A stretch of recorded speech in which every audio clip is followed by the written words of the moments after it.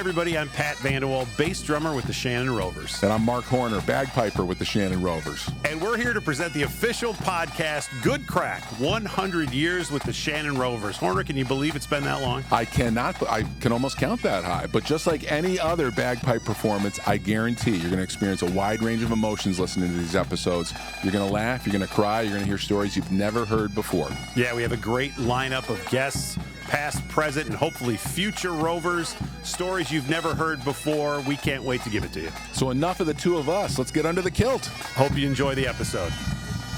Well, as advertised, we are excited to welcome our good friend Billy McTighe here to the Good Craic podcast. Billy, thanks for spending some of your day with us, pal. My pleasure. Thank you for having me. All right, no problem. Horner and I were excited to get someone on here with a little institutional knowledge.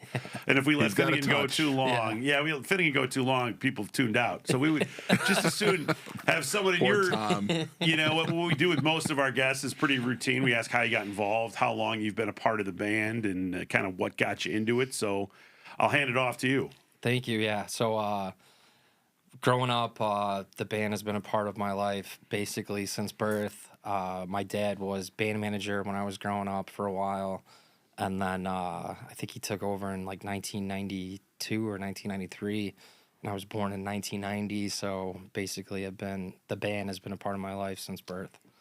Yeah, I mean, not too many people have that unique perspective, I don't think. No, a little different. No. Yeah. We've got plenty of people who have siblings in the band, like you do, your sister's in the band as such, but or dad's been in the band, like the Dorans have both. But growing up in the band's got to be something a little bit unique. Like, what was that like? As far as you can remember, do you just remember the Shannon Rovers or your dad in a kilt or something, or what's the deal? Yeah, definitely. My mom was a big fan of cell phones when that came out because the house phone going off all the time. With people not taking jobs, and it was like, I can't stand this baloney. Yeah, right. So she was a big fan of cell phones and technology, but no, it was always fun. It's a good group of people. It's a big family. It can get a little hot at times, but that just like everything else. But no, definitely a fun upbringing. Got to carry the number when I was a kid and going down Dearborn, and then took Irish dance and all that kind of stuff. And then Carry the number. What does that mean? The number one going down the street, next to the color guard. Oh, for the unit. Yeah, because we always lead the downtown parade. Yeah. So I got to carry the number as a kid. Some good pictures going back in the day when I was a little bit skinnier than I was now. And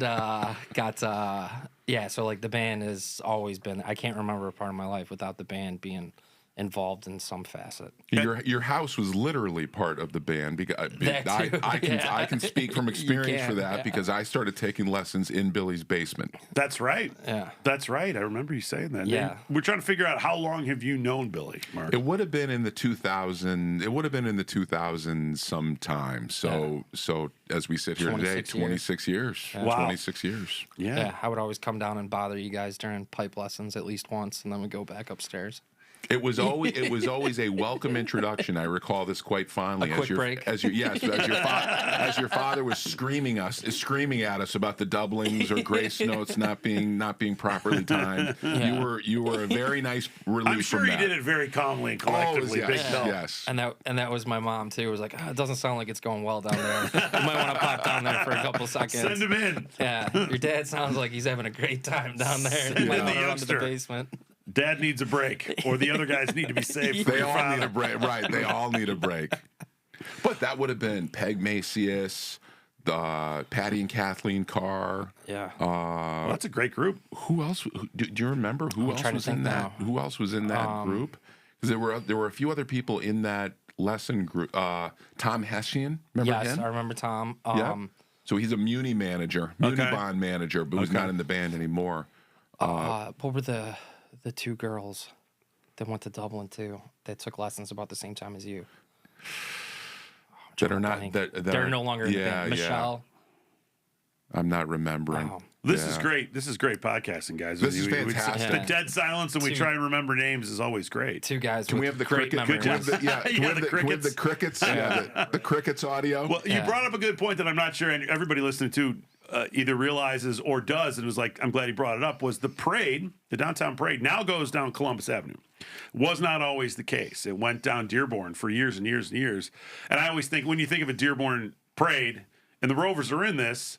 The Fugitive with Harrison Ford, that was an actual parade going on. That wasn't staged. It wasn't extras. Like they didn't tell people that Harrison Ford was going to jump in with this group. And you see the Rovers in the background as a cutaway shot. Well, you see Johnny Latner and you see their banner and stuff like that. But for people who've seen Ferris Bueller's Day Off, that was kind of the same street. Yeah. And that was a real parade, too. That's what that parade used to look like, with the chaos surrounding the buildings on Dearborn and stuff. That had to be pretty cool. It was pretty cool growing up, yeah. And especially, I'll never forget Governor's, rest in peace, was the bar that was right there. You came in off the street, and it was like a garden unit, and that was the band's headquarters, because it was right there at the beginning. Yeah, every band needs a good HQ. Yeah.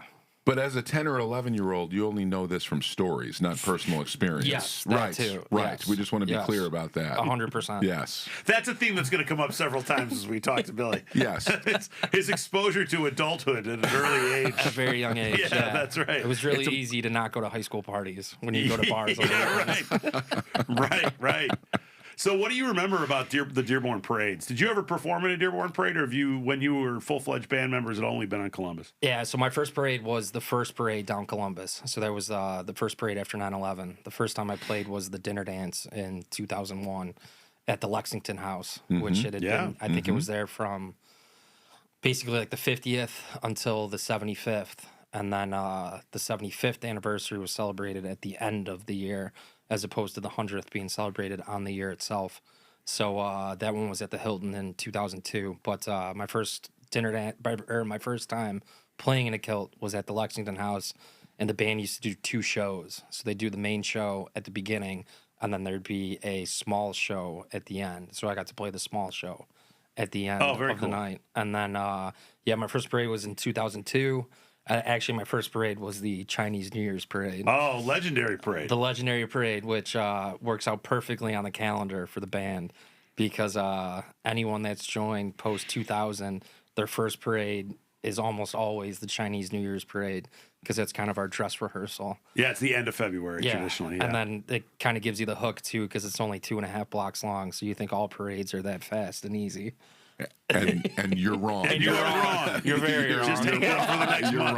wrong. We actually start real easy with that. Then some suburban parades are give and take a little bit. Yeah. Downtown for us is not easy bad. because It's we're, as we mentioned, float Numero one. uno. Yeah, right. And then if you are lucky enough to go to the Southside Irish Parade the next day, you're wondering, is this ever going to end? Yeah. It's only a mile and a half, but it feels like 5 or 6 like sometimes. And it feels uphill the entire way. Yes. Yeah, absolutely. Well, but you grew up in a bagpipe house, but you veered towards the drums. You are, I don't know if I mentioned this, you're the drum sergeant of the band and have been done this for how many terms now? It's got to be coming up on 10 years. I'm not sure exactly. But you played the drum. Okay, you played the drums like forever. Yeah, so I took pipe lessons at the beginning, and then was kicked out of pipe lessons by Big Bill, because the band was short on drummers at the time. The great Santini over there. Yeah, I took like 2 months of bagpipe lessons and then broke my thumb doing, can't remember, but something kid stupid. And then got back from my broken thumb and was told, you are no longer taking pipe lessons, you're taking drum lessons. You got the hook from your dad? I got the hook from my dad. I was going to say, I don't know how a busted thumb helps you with a drum either. I would think that would be difficult. No, but it was just, the cast finally came off and I was like, all right, time to start lessons up again. I was like, yeah, you're going to play the drums. The band's pretty short right now. No kidding. That's how you got into the drums? Yes. And did you play drums in high school?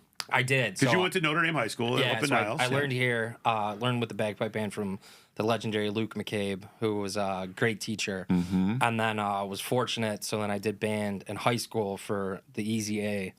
And my band director in high school was Mike Wallace, who was a Brother Ice grad, but first-generation Irish guy. So I remember talking to him in 8th grade, and he was like, well, what do you do? And I was like, I play in the Shannon Rovers. And he was like, all right, do you know how to read music? And I was like, not too well. Like, I can kind of read. And he was like, you'll be fine. So he took me in, and he was a percussionist himself before he became a high school band director, and really helped my musical ability and knowledge, and took me under his wing and helped me out a ton with reading and writing music and playing the different instruments and xylophone and that kind of stuff too, which I can't do anymore. I could do at one point, but that's so cool. Yeah, dude. very That's fortunate. So cool. Right person at the right time. Yeah. Did the pipes ever? Did you ever feel them calling you back? Yeah, at some point I should probably learn how to play again, pick up the old Sandy Jones book and do it on my own, but not yet.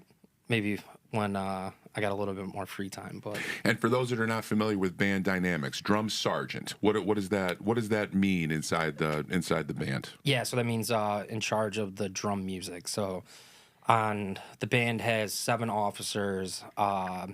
3 or 4 are administrative, like your band manager, your secretary, your treasurer, and your treasurer. And then you have 3 playing wise. So you got your pipe major who's in charge of all the music, including the drums. So at the end of the day, the pipe major has the final say so, even over drum music. And then you have your drum major who leads us down the street, as you brought up Timmy Finnegan earlier. It's currently Tim Lefevre, so they are in charge of our marching formations and are constantly in charge of how we look and sound when we're actually performing. And then the drum sergeant is in charge of the musicality aspect of the band. And so and then the quartermaster, in charge of the uniforms and equipment. Quartermaster's in charge of the uniforms. Who ultimately picks the tunes that we play for a parade?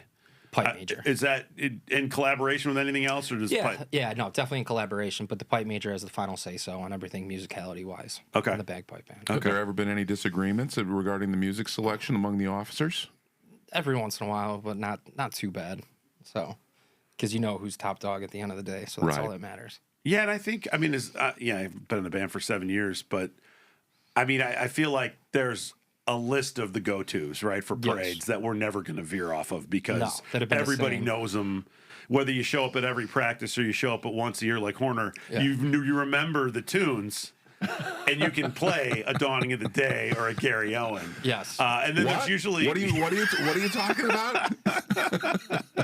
Well, we always lead with St. Patrick's Day set. Don't right there, you go too, St. Patrick's Day set and everything like that. And so, but then there's occasionally, depending upon who the pipe majors, when it was Danny Shevlin, I remember O'Sullivan's March coming in there too, which is a great tune that I wish we played more. Shane O'Neill's, a couple ones. So yeah, depending on who's in charge, they have the authority and ability to bring in specific tunes that they want to play. And Brian Costello, our current pipe major, really likes Back to Donegal. Yes. He likes that one, so that's part of our set this year. We've already received our parade set for this season, which is coming up. It'll be here before we know it, but and even for somebody that goes to one practice a year, I've noticed an ebb and flow of tunes over the years. So that some tunes are coming back, like Carrie Dancers. We used to play a lot more than we have more recently, and that's now coming back into the mix. See, I'm paying attention. I like it. I like it. No, I mean, there's a bunch. So you kind of have your set list, and then we do the Irish mixed with the Americana stuff too. So like, you're never going to get rid of Grand Old Flag.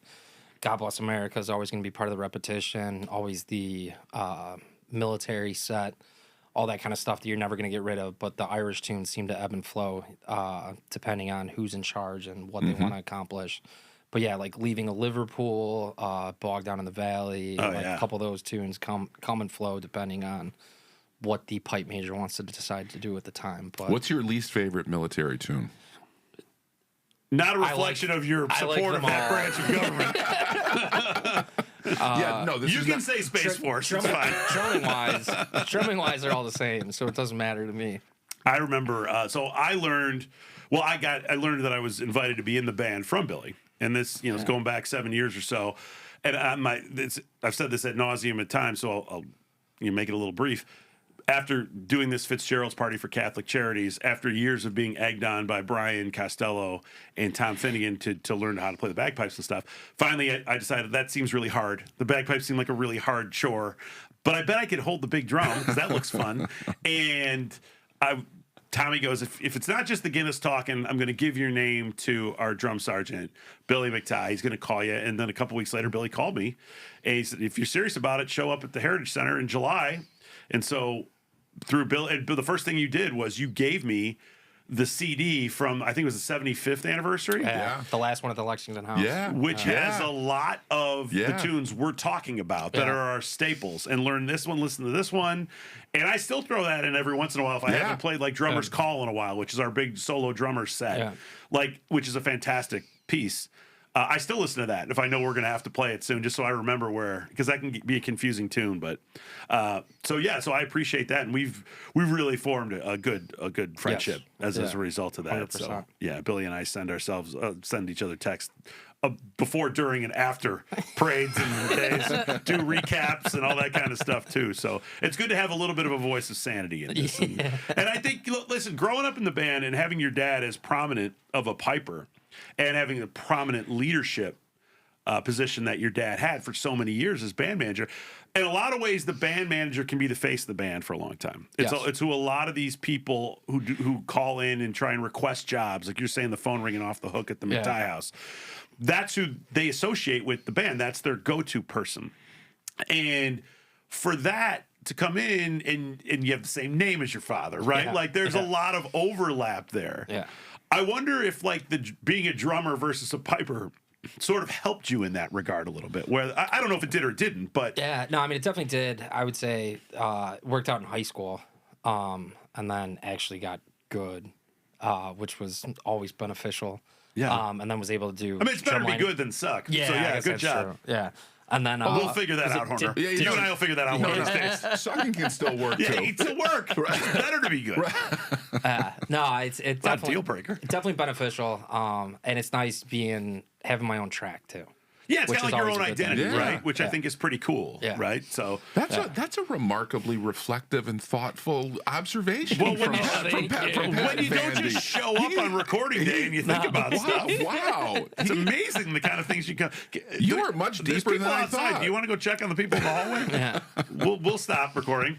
No, definitely. I mean, it's nice being kind of like your own separate track and everything too. And then, like going back to, I think Marc was there. The one, I think the year I got voted in to the band as an official member, so you have voting rights, was at across the street from the Allstate Arena that we had the meetings at for a couple of years. And the first year I got voted in, went up there and argued against my dad over the emeritus status of the band, because originally it had to be the voting privileges. You had to show up to 50% of the practices and then have a positive band account. And then so that was the bylaw proposal was 25% of the practices as opposed to 50.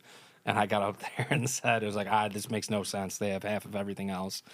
They're emeritus members because they've been in the band so long and are helping us out. Like, I don't understand why they need 50% of the practices. I think 25% is fine.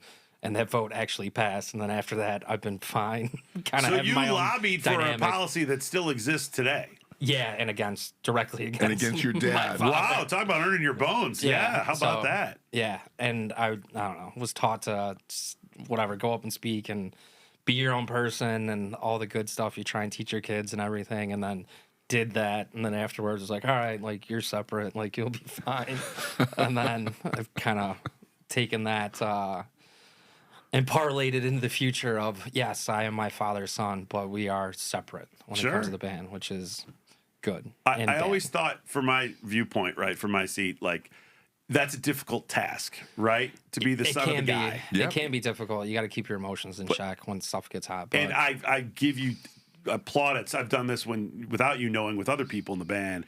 I think that you've handled that extremely well, Thank dude. you. For real. For being as young as you are, for dealing with a lot of, like a band is like a family, and it can be political and it can be emotional, and all those run that gambit, right?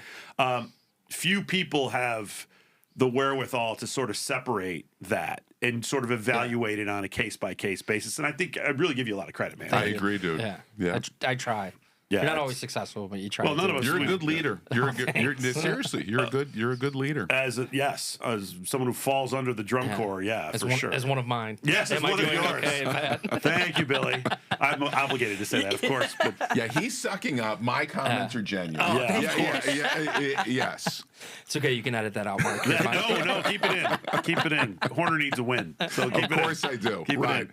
I'm struggling over here. So one of our favorite things to do too is dive into some of your favorite band memories, whether they be like emotional or irreverent or just like band trips. Usually some of the best stories come out of the trips the bands have taken. Yeah, the trips are great. So I missed, I saw it firsthand. I got 2 good trip stories on. And I will preface this real quick. I don't mean to cut you off. Finnegan mentioned the full-out Donnybrook in Ireland at the hotel. Yeah. So that happened too. I was in bed. I had already had enough fun on that trip, so I was me too. Not at the pub. But, me too. No, it was 2001. The band got invited to play the UA convention. So Plumbers 130 is they run the downtown parade, and the UA is the parent organization of all the pipe trades. So the band has multiple times gone to the full UA convention, and 2001 it happened down in Miami, and I just missed that trip. I was still a student, and I think, do you remember that trip? No, I was not on that trip. You were not on that trip. No, you remember it happening. I was a student then too. Yeah, we were both students. Yeah. But there was Danny Shevlin, who was our former pipe major, and he was just a kid at the time. He was probably in his early 20s, but he thought you could get on a plane with garbage bags. So everyone was. I grew up in Norwood Park, so we were close to O'Hare. So a bunch of people met up at the house before they went to O'Hare to fly out that trip. And Danny came walking over because he lived 2 blocks away with 2 black garbage bags as his luggage to get on the plane. And my dad lost his mind. And I remember waking up to, where the hell are all your suitcases? He grabbed every single suitcase in the house, including the kids' suitcases, and just stood at the front door and launched them all out onto the front lawn and said, effing pick one. You can't get on a plane with garbage bags. And my mom's just standing there shaking her head and trying so hard not to laugh. Oh, my God, your mom was Oh, safe. yeah, I'm like getting up for grade school, and I was like, what the hell is going on right now at the house? Oh, that's funny. And then on that trip, too, it was August of 2001, so it was right before 9/11. But Barb O'Hara, rest in peace, who are our band member of the year, the one that helps out and contributes the most, is named in her honor. She lost everything in Miami. So she... Luggage-wise. No, like she lost her ID, she lost her wallet, she had nothing. Geez. And they were able to, because it was a group, she got back on the plane from Miami to Chicago without any form of identification. Wow. Which would never happen again. Today. Yeah, no, not possible. No. But yeah, those are 2 good ones that I can think of growing up.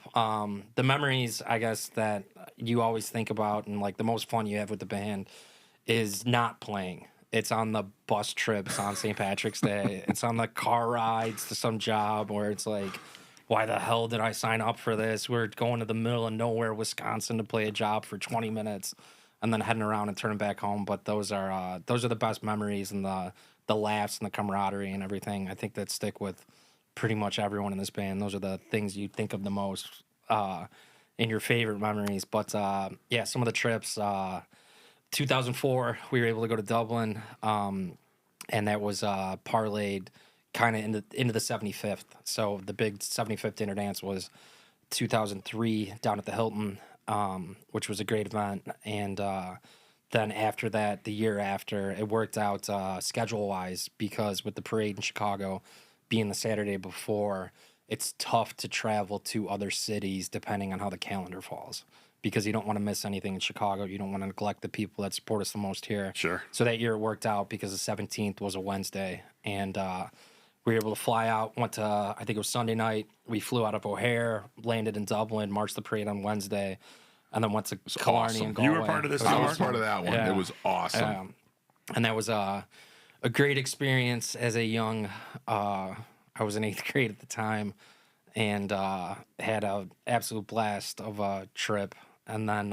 So how is it being an 8th grader in Dublin? And yes, I'm leading you down a path here. Yeah, so... I'm leading you down a path here. I was good the first day, and then the second day on parade day, it was growing up in the band and knowing everyone, where it was, got to make sure we're in Dublin on St. Patrick's Day. You may never do this again. This is probably never going to happen again, which it hasn't happened since. It almost did in 2020, but stupid COVID. Right. And then, yeah, I had a plethora of, I know he's a kid, but I got to have a beer with Billy while he's in Dublin. And I had a very fun time while I was there. And got a good Marc story, too. So it was... oh, A Horner story? Oh, no. Yeah. Oh, boy. I'm all ears. So there were 4 buses. We had 2 coach buses and 2 short buses. And one short bus was the heavy single drinkers. The other short bus was the families and the Boyles, who will be here in a little bit. We're on one, along with the cars, and it was my family. Yeah. And then the 2 coach buses for everyone else. And the first 2 days I was on the short bus with my family, and then was not feeling too well the day after the parade. So I got on the coach bus and actually sat in front of Marc and his wife. And I think I terrified Mrs. Horner. Oh, yeah. Where I was like, "Oh, how old is this kid? I think he's in high school." And is he dead? Yeah, Right. is he dead? Oh, he's alive. Just give him another Guinness, honey. Yeah, he'll be fine. Right. Yeah. Pay no attention to the man behind the curtain. Let him take Right. a nap. He'll be fine by the He'll time be we get fine. there. We got a 2-hour bus ride. Oh, that's incredible.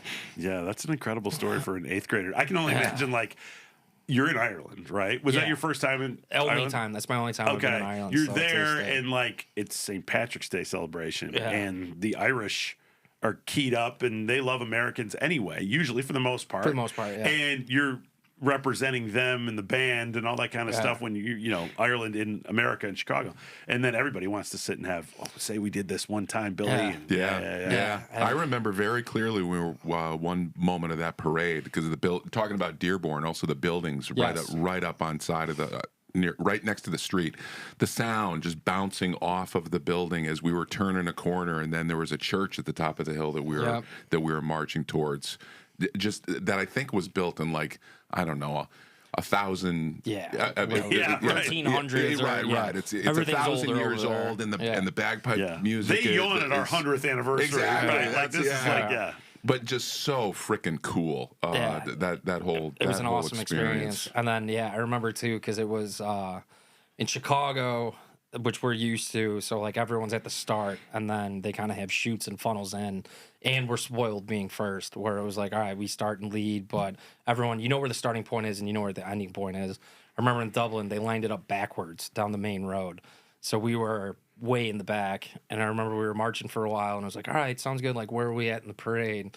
And we'd probably been marching for like 20, 25 minutes. And then someone on the side goes, oh, the parade starts in a block. I was like, oh my gosh. Yeah. Oh, man. Yeah. I mean, you got the adrenaline rush, and it was a once in a lifetime experience. So you don't remember. But yeah, it was a decent parade.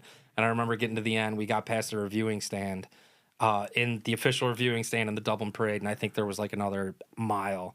And it was Dan, I think it was Timmy Finnegan had just became drum major, I think. At I that think point. that's right. Yeah, I think Timmy was a brand new drum major. And Yeah. I know the Shannon Rovers are well renowned, but one of the things we aren't well renowned for is physical shape. So we got It's not a fitness test. It's not a fitness test. We're not letting your fitness flaw. Yeah, we saw our moments, and a couple of the bike racks were broken apart, and we stopped and turned and left.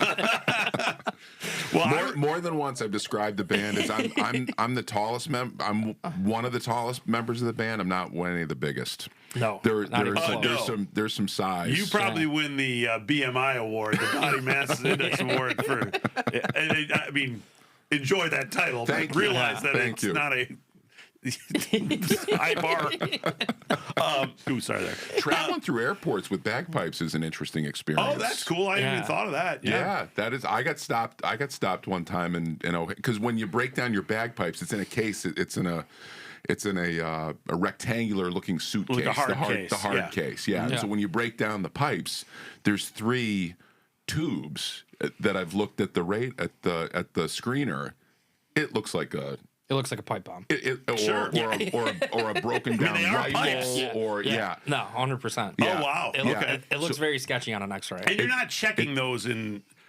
You're not checking that bag. No, It's a carry-on. that's a carry-on. Yeah. That's a That's carry-on. us. You can check the drums, because no one really that's- cares. Do whatever you want. But one time going through Throw them out the window. We'll find other ones.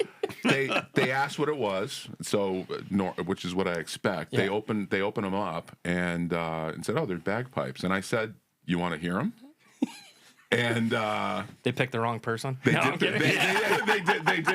pick the wrong person. So I put them together and I cranked out "God Bless America," into the O'Hare security. Come on. Yeah, That's awesome. that happened. That's that's legit. cool. I'd like a little bit more respect from you, Vandy. Listen, are you kidding me? You've surprised me in a positive way at least twice on this podcast so far. The one was your story of your first experience being color guard in the dinner dance after 9/11. That was our first That was dinner our first dance dinner together. dance. That's pretty our first amazing. job together. It was incredible. Both of our first jobs were at the same time. Incredible. Well, I remember we were scheduled to go 2020 to Dublin. I wasn't going to go because I had just been in the band that previous summer, and I'm like, I'm not going enough yet, whatever. So I wasn't going to go, and then we've talked about this, like being at Soldier Field the morning of like the parade got canceled. Yeah. Right, the downtown parade. But we were still trying to decide if these bars were open and all these people that booked us and all that kind of stuff were going to still go on. And they did. We had to make a decision on what we're going to do. And the world shut down after that. But a nice democratic decision. Right. All of us trying to figure out. And it was like, Yeah, right. And at that point, too, was especially that Saturday morning, it was, I think we found out during the day, during Saturday, that because the airports were still open. Right. And then the crazy thing about that trip, or potential trip, was it was midnight on Sunday that they shut down the airports, but our flight was Sunday night, so we could take off, but we couldn't land. Right. Yeah. Well, It's literally. So I was with Bob Cooney, who's a piper now, and he was like, you know what? I don't care. This is Saturday night. Yeah. I'm still going. I don't care if the band doesn't go anymore. They canceled the parade in Dublin. I'm still going because I want to play my bagpipes on the Cliffs of Moher and all that kind of stuff. And he's like, I'm getting up in the morning and I'm going. And I woke up the next morning before knowing any of the airport stuff. And I'm like, if he gets over there and Ireland is shut down and he gets off. 2-week quarantine. And the pubs aren't open. Right. And the pubs aren't Nothing's open. open. What are you going to do? What are you going to do? You know? So... that was, those are interesting trips. Hopefully we get something back on the schedule to go and do another trip to Ireland. Yeah. We will. I think we can make it happen. We can absolutely make it happen. You and I, for sure. And then my favorite two trips were 2009, after Obama got elected. He had a Irish party. He had a St. Patrick's Day party in the White House, and I was fortunate enough to play at that. What was that like, man? Yeah, what was that? It was awesome. And then... I guess following up on earlier, I was also not 21 at the time, but because it is federally owned land, there's drinking age gets a little hazy. So I was fortunate enough to imbibe on a beverage at the White House, which was awesome. Interesting. Boy, Billy McTighe, Esquire. How about it? Part-time attorney. Yeah. We're not digging deep enough here. Digging deep No, enough. no. But it was cool. It was a great experience. We were fortunate enough to play in the East Wing. And then after that, because it was basically a party to thank the Dailies and the Roonies who delivered Chicago and Pennsylvania. Oh, sure. Yeah, So, the Roonies, the Pittsburgh Steelers, and he was the ambassador to Ireland under Obama, was he not? Yeah. Okay. So that he became I think that night he was officially announced, or his official recognition as the ambassador to Ireland. So those were the two big honorees at that party, and it was a bunch of people we knew in Chicago because it was a lot of the city staff ended up at the White House that first term. Sure. So knew a bunch of people there, and it was a great time. And then we got done playing, which we were happy enough to play. And then got done playing. It was like, all right, thank you guys so much. And they're like, what do you do? And go put your pipes down and come join the party. And that was awesome. Wow. That was a great experience. Wow. So where was the party? What room? Do you remember any of that? So it was the whole East Wing. So we performed in the... R.I.P. the East Wing, I know, apparently. Is that the R.I.P. one that just got demolished? Yeah, that's the one they're turning the hotel banquet hall or whatever they're whatever doing it with is that. doing, yeah. But it was like the main hall, which was your standard long hall. And then I think it was the Brown Room that we played in. I don't know. One of the side rooms, and then played in the main hall. And then, but it was, the whole thing was open, and it was, they had the military officers, too, that are there as, like, security and also historians and stuff, too. So you could walk up to, and it was all 5 branches at the time, not 6 now, but they were all represented, and then you could ask them, I was like, all right, what is this couch? And then be like, all right, this couch was from Lincoln, and that kind of stuff. That's pretty That's and incredible. what's this picture? And it was like, this picture was put in the White House by whatever, Dolly Madison, and was saved from the sacking from the War of 1812, like all that kind of stuff. And then one of the people there, so Joe Shevlin, one of our drummers, Danny's brother, who's no longer with the band, but he was a Marine. And we hit it off with one of the Marine guys that was there. And then the following year, he invited us back out, and we got to do a Capitol Dome tour. Wow, that's pretty awesome. Which is very Chicago and Irish community stuff. Yeah. So, yeah, he got stationed out there with the Chicago Police Department. He was at the Nationwide 911 Center as Chicago's representative. And then I went out there and visited him and hung out with that guy a year later. And, yeah, just the kind of stuff that the connections and the people you meet and everything that you get exposed to in this band that's not normal. No, and that is not you just gotta normal. Take advantage No. of it. Yeah. No. Oh, that was probably indirectly the band, but one of the coolest things I've ever gotten to do. And then the playing for Maureen O'Hara's funeral at Arlington. Yeah, another was Washington, D.C. connection DC to the trip. band. Yeah, which was phenomenal. And that was set up through, in Somerset, Iowa, the hometown of John Wayne. They have a museum that is the house he grew up in that's dedicated to him, and they have a John Wayne Day every year at a little festival.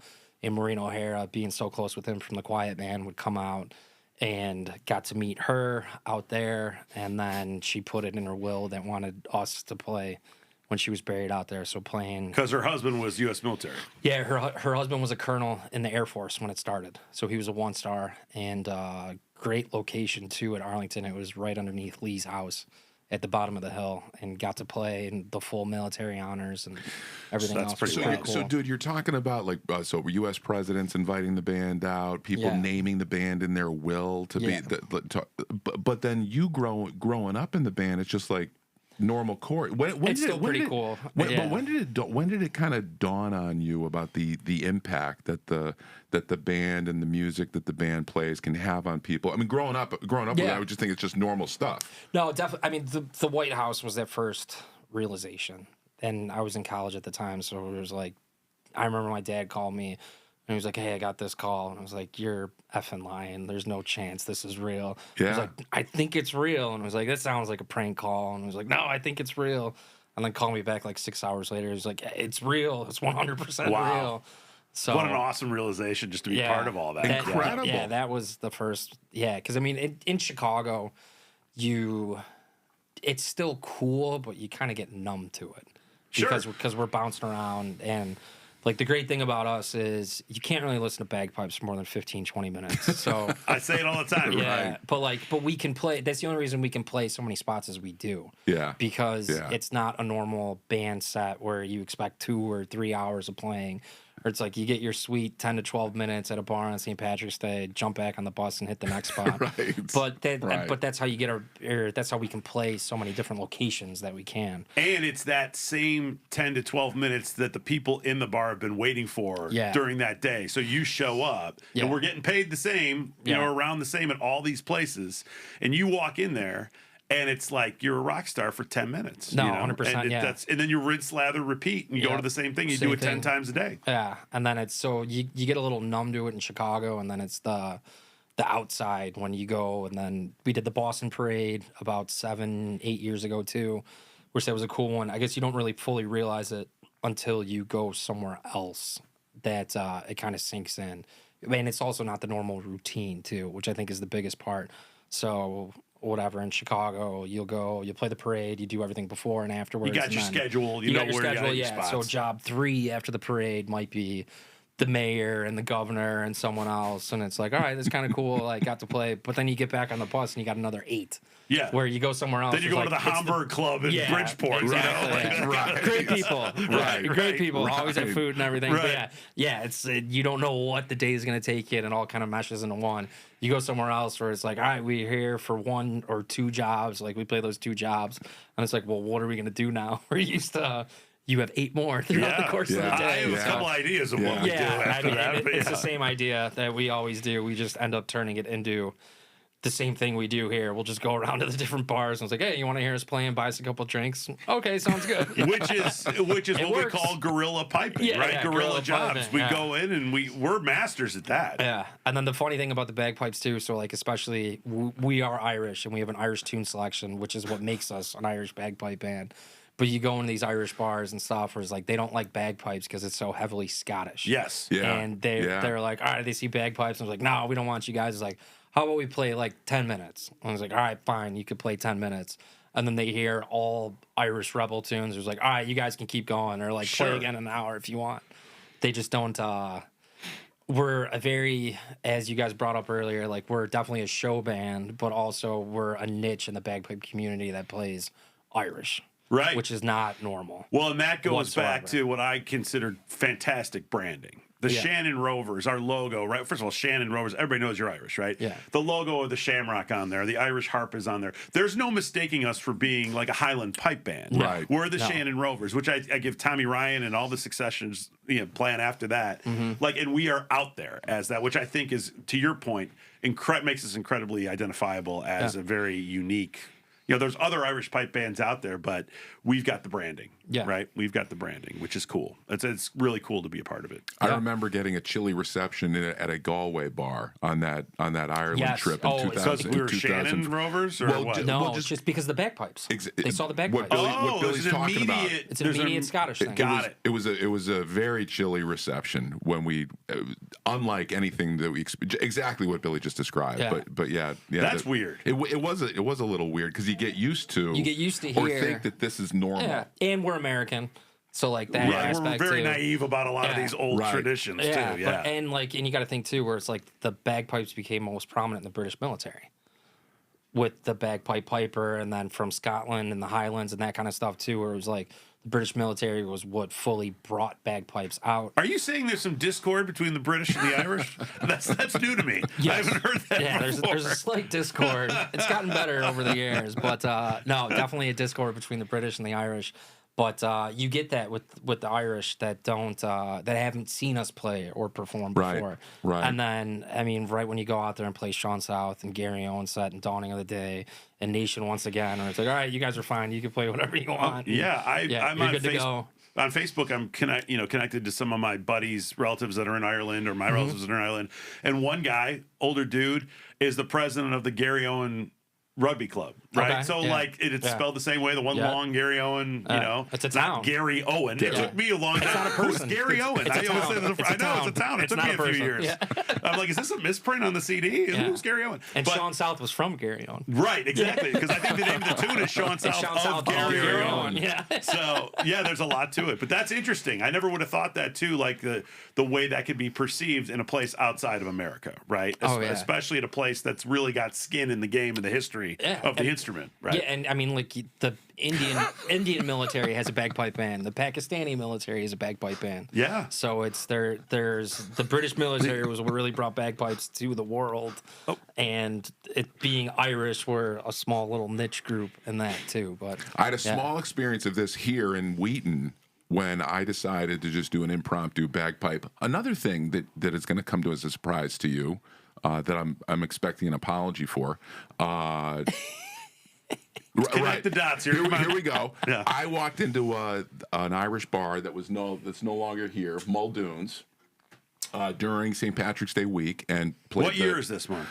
That probably was Pre-COVID? Yeah, it was pre-COVID. Okay, yeah, that's good pre-COVID. There's a band playing, an Irish band, and I said, hey, do you mind if I just play a couple of tunes at your next break? And they said, no, that sounds great. So I started playing the pipes just by myself. And an older woman, I see, as I'm playing, an older woman starts walking towards me, and I'm thinking she's coming over to take a picture with me. As she gets closer to me, she pushes me out of the way because I was in her way and getting to the table. So thinking that you're always a rock star whenever you're walking, and you're a commanding presence. I think I am, but I was taken down a couple of notches. Sincerely, too. I was taken down a couple of notches. Always good. You do that too. Right. We all do from time to time. It's only 2 days a year we're rock stars. Yeah. Parade day in the 17th. Right. The bloom's off the rose pretty quickly there. But well, Bill, for the next 100 years, what would you like to see with the band here? With the direction we're going, you want to reshuffle the deck here a little bit? We need new members, I think, probably, right? You're one of the youngest people in the band, and you've been in the band for 20 years. What's our average age? 72? I think I'm under the average age, and I'm 51. You need to make an Excel spreadsheet for that, Marc. We And do. let Yeah, us know. please do. That's right. No Can the public finance guy math. help us out? No public math. I apologize for that. Stop making financial beers and making me a spreadsheet that'll help us out. No, I'd say probably the average age of the band right now has got to be close to late 40s, early 50s. Probably. I mean, we are. I'm right on the border, Yeah. probably. Yeah. I mean, like, I'm not the youngest anymore. I was for a long time. I mean, we got some kids. though. Yeah, You're in I'm the still younger. You're in the side. younger quad. Yeah, definitely in the younger quad for sure. But no, I mean, I think we've survived 100 years by doing what we do and not forgetting what we do and just keep it going. Yeah, there's nothing I would change. I think I don't know, I might get a little bit deep here, but the great aspect of the Rovers, what brings people in and what people don't forget and why they join the band, you can't change that. That's what makes us what we are and what gives us that recognition and that ability to do what we do. And you have to keep that core. I mean, yes, you might make little nuanced changes here and there, but you can't change the basis of what we do. And I think that's the most important thing to keep going for the 100th. Dude, that's really well said. That is very well said. Very well said. Very well said. Thanks for coming in today, bud. Yeah, brother. We appreciate it. Yeah, Be back. Will you come in with your dad? Of course. I want to have it now that I know the some of the animosity in the house and some of the stories. Let's light a fire Let's light a fire under Big and Little Billy. Let's go. But Bill, thanks so much for joining us, man. My We'll see you pleasure. again. And everything you do for the band, brother. Oh, Seriously. thanks. Right My on. pleasure. Right Yeah, on for my me pleasure. too, personally. So I appreciate it. Yeah, of course. We really hope you enjoyed this episode. Thanks so much for listening. For more information, events and history, stories about the Shannon Rovers, visit our website at shannonrovers.com. And don't be shy about booking us for your next event. A Shannon Rovers experience is not to be missed. And ask for that Pat and Marc discount. It's actually a premium.